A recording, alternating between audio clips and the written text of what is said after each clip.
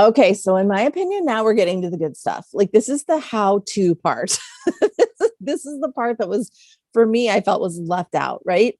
So the first thing you've got to say is, are you ready to take control of your life? Like that's the first thing you need to ask yourself. Is are you in control of your life? Or are you letting yourself be on autopilot? Now, again, do this from a place of non-judgment, right? You just really want to ask yourself, are you in control?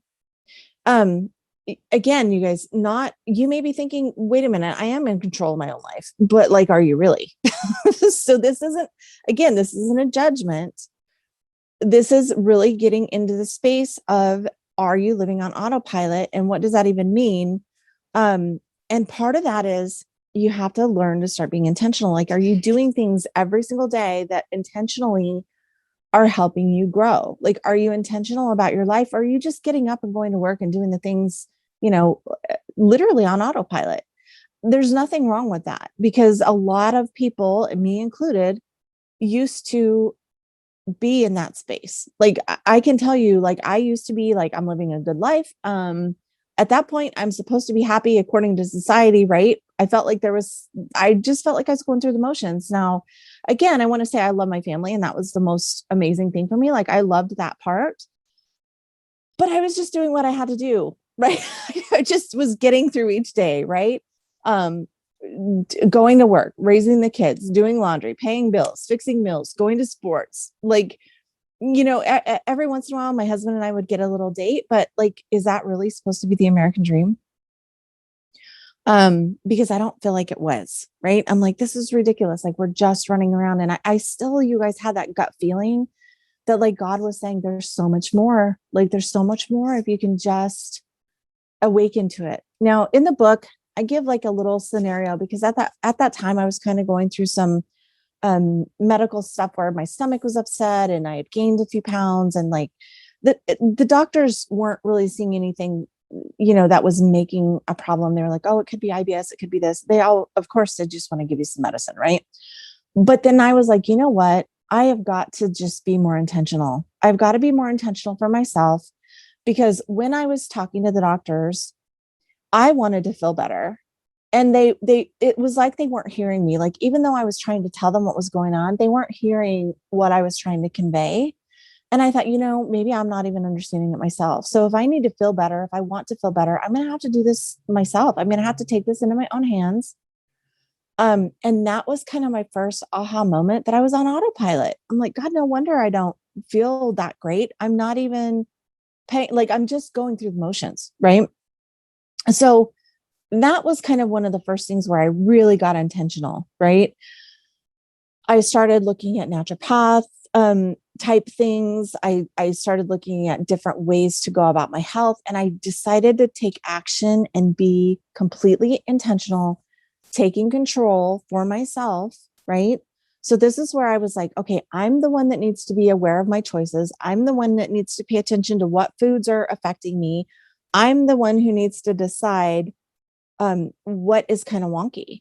Then the doctors can probably help you, because it, there's more details, right? But if you don't even know all the details, how should they be able to help you? So it sounds weird, because of course the doctors are going to help you. They're going to know what's going on with certain things and whatever. But in this experience for myself, in this example that I'm using, I use something pretty basic, because it was like, I realized I had to be intentional. Now, you can do this with anything. You can do this with your health. You can do this with your emotions. You can do this with your thoughts. You can do this with your income. You can do this with the way you think about money.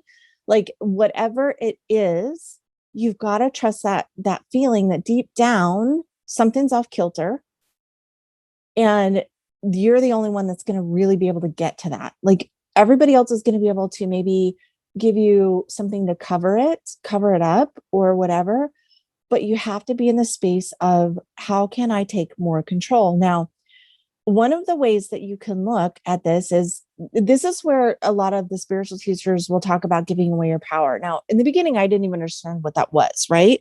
But what that means is, are you letting others tell you what it is? And maybe you accept it because that's what they're saying. But what if they're telling you something, but you have this feeling in your gut that it's not quite the answer? If you go ahead and take their answer and roll with it, and you don't listen to that feeling that's telling you this isn't quite right, that is where you're on autopilot. That's where you're giving away your power, because you're letting them tell you what it is instead of you knowing for yourself and trusting that gut feeling to know that this isn't actually right. So you may be not being intentional just by default. Like, you don't even realize how much you're giving away your power because you don't understand what it is. For myself, I did not understand what that meant, right? I didn't understand what giving my power away was. So it was unintentional. I wasn't doing it on purpose. I just didn't even realize what it meant to be in my power. And simply, like, at the just bare bones simplicity of being in your power, it means literally listening to yourself, listening to that gut feeling, listening to the way your body reacts, feeling the way your body reacts when you hear something or are told something. And it could be that you're unintentionally giving away your power and not even realizing that that's what you're doing. The biggest way that you can tap into this and realize if you are is if you let others tell you something and you accept it, even though maybe deep down you have a feeling that it isn't quite right. So you're basically, what you're doing is you're overriding your gut feeling, that little inkling inside. It may not be super prominent. It might just be this little tiny whisper, this little tiny, not sure if that's right, but then you blow it off, right? Because you don't want to trust yourself, because you're going to trust them because they're the expert, right? So that's where being on autopilot and giving away your power can be so sneaky. It's really about taking that control back. And it's not in a controlling, like, I'm going to control everybody else. No, it's just taking the control back for yourself. And yes, you can totally listen to what they're telling you. You can totally listen to the advice that they give you. You can totally listen to the whatever prescription or whatever, diet changes or whatever the doctors are saying. And again, you guys, this is across the board. This could be something that your mom is telling you, or your best friends, or your husband, or the lady down the street, or somebody at church, or your doctor, or it could be anybody, even like a therapist or whatever, like anybody outside of you that is giving you advice. If you accept their advice over your own internal guidance, that's where you're not in your power. So again, you guys, just sit with this, because sometimes this alone is just like where you're like, wow. I just want you to see, where am I giving away my power? And again, not on purpose. And you're not going to go on this power struggle thing afterwards. That's not what the point is. The point is just to bring you a little bit more in tune with yourself and getting into alignment with, and getting to the place where you listen to the feelings and the nudgings that you have deep down. Because one of the things that I always like to say is, go deep within and trust. Go deep within yourself. Go deep within your heart. Go deep within your gut.